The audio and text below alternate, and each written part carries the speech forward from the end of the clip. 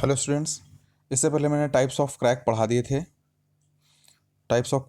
थे। मैंने इससे पहले ये सारे फॉर्मूले पढ़ा दिए थे। आप लोगों ने इस वीडियो को अगर देखा हो ध्यान से तो अदरवाइज़ इस वीडियो को आगे स्टार्ट करने से पहले आप इन सारे फार्मूला पढ़ लीजिएगा जो भी मैंने इससे पहले के वीडियो भेजे हुए हैं।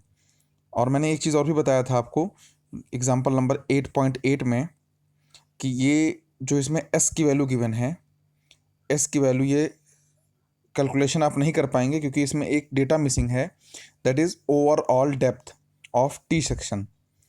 टी सेक्शन की ओवरऑल डेप्थ मिसिंग है। यहाँ पे टी सेक्शन गिवन है और टी सेक्शन की ओवरऑल डेप्थ नहीं गिवन है। इसके फ्लंज सेक्शन की वैल्यू गिवन है, वेब की थिकनेस गिवन है, पर ओवरऑल डेप्थ नहीं गिवन है।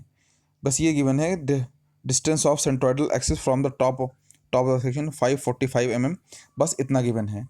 तो आप लोग इसमें जो है एस कैलकुलेट करना मैंने इससे पहले अब सिखाया है। जैसे आई कैलकुलेट करते हैं, वैसे एस कैलकुलेट भी किया जाता है ए इंटू वाई करके। तो उसको आप लोग देख लेंगे, अदरवाइज आप मुझसे पूछ लेंगे तो मैं अलग से पढ़ा दूंगा इसको। इसमें क्या क्या गिवन है, the cross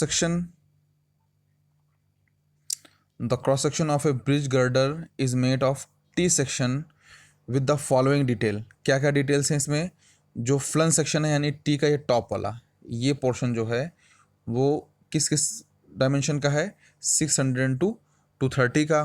thickness of web 150 यानी कि जो टी का ये वाला पोर्शन है, ये वाला जो पोर्शन है उसकी थिकनेस 150 mm है, बट इसका ओवरऑल डेप्थ नहीं गिवन है।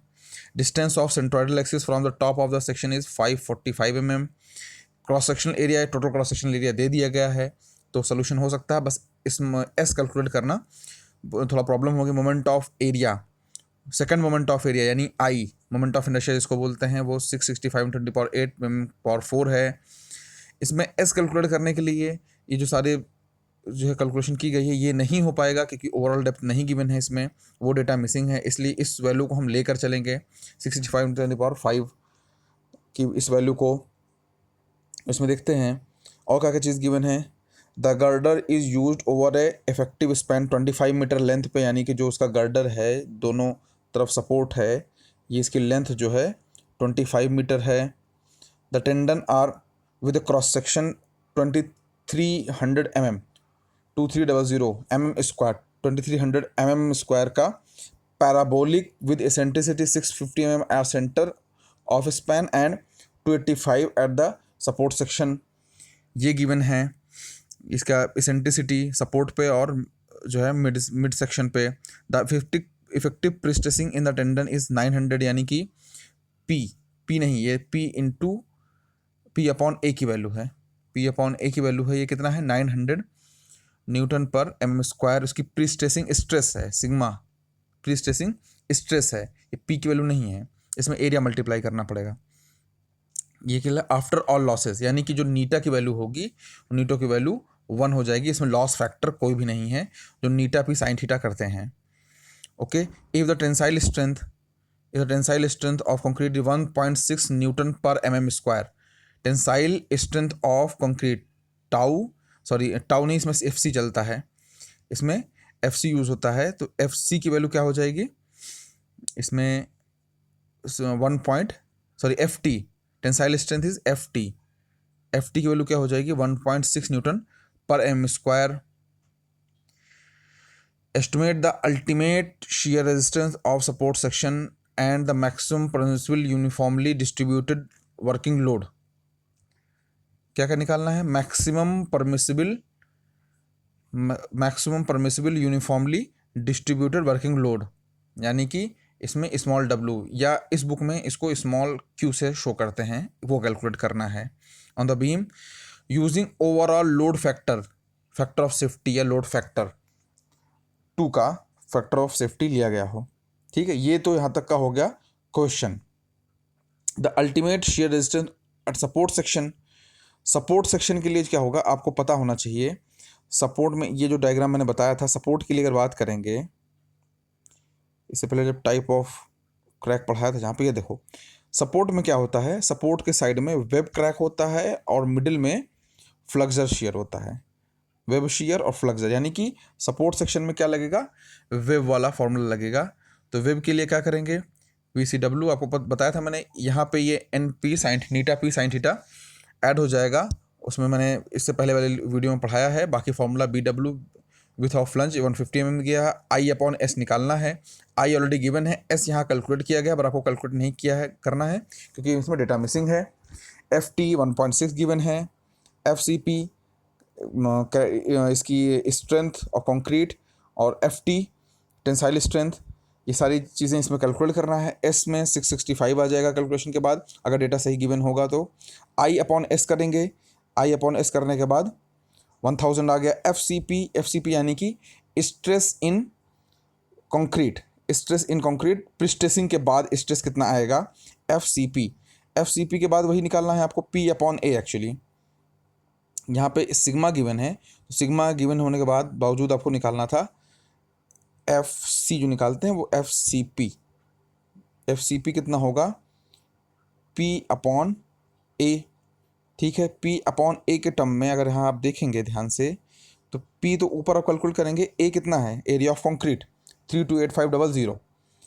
P कैसे निकलेगा, P निकलेगा stress equal to P/A area of steel. ठीक है, तो P के लिए क्या करोगे, इन दोनों को मल्टीप्लाई कर दोगे, तो एरिया ऑफ स्टील कितना है 2300, P कितना है 900, रख दिया सारी वैल्यूज P/A में, ये 6.3 आ गया। FCP नीटा वैल्यू यहाँ पे 1 है क्योंकि कोई भी लॉस फैक्टर नहीं गिवन है। लॉस फैक्टर कभी कभी गिवन होता है 0.8 का, कभी 0.85 का गिवन होगा, तो यहाँ P के साथ वो मल्टीप्लाई किया जाएगा 0.85 या जो भी, तो यहाँ P कितना होगा, A इंटू एरिया और प्रीस्ट्रेसिंग स्ट्रेस, तो वो कैलकुलेशन होने के बाद आ गया 207 × 10⁴ न्यूटन। अभी ये आ गया। यहाँ पे थीटा निकालना है, थीटा क्यों, साइन थीटा निकालना है एक्चुअली, क्योंकि नीटा P साइन थीटा करना है, तो नीटा P तो यहाँ हो गया।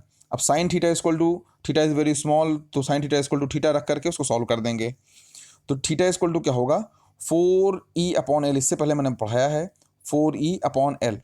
E क्या चीज़ होगा, E होगा जो ये कोई रेक्टेंगुलर शेप की समझो बीम है, उसमें कोई वायर, ये इनका इसका सेंट्रोइडल एक्सिस हो गई, और इसके बाद इसमें जो वायर प्रोवाइड करेंगे वो सपोर्ट पे कुछ होगी और मिड सेक्शन पे कुछ होगी, तो इनके बीच का जो डिफरेंस होगा ये वाला, इसको निकालते हैं। तो जितना मिड पे होगी माइनस टॉप वाला, तो टोटल E की वैल्यू ये आती है।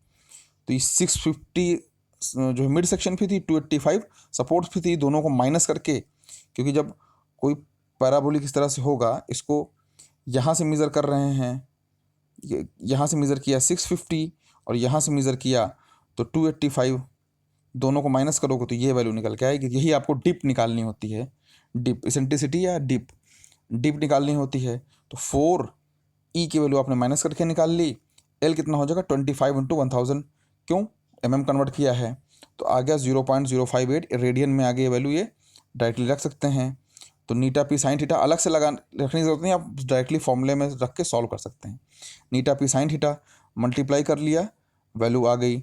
अब इस सारी वैल्यूज़ को उठा करके आपने उस फॉर्मूले में रख दिया, ये वैल्यू कितना आ गई, BW/I/S FT² FCP और FT, उसके बाद नीटा P साइन थीटा, सारी वैल्यूज़ रखने के बाद आ गया 665 किलो न्यूटन। अब इसको फैक्टर ऑफ सेफ्टी यूज़ करेंगे। फैक्टर ऑफ सेफ्टी यानी कि 2 ले रखी है, तो आपका V/2 कर दिया, क्योंकि फैक्टर ऑफ सेफ्टी 2 की थी, तो जो लोड आ गया वो आ गया 327.5।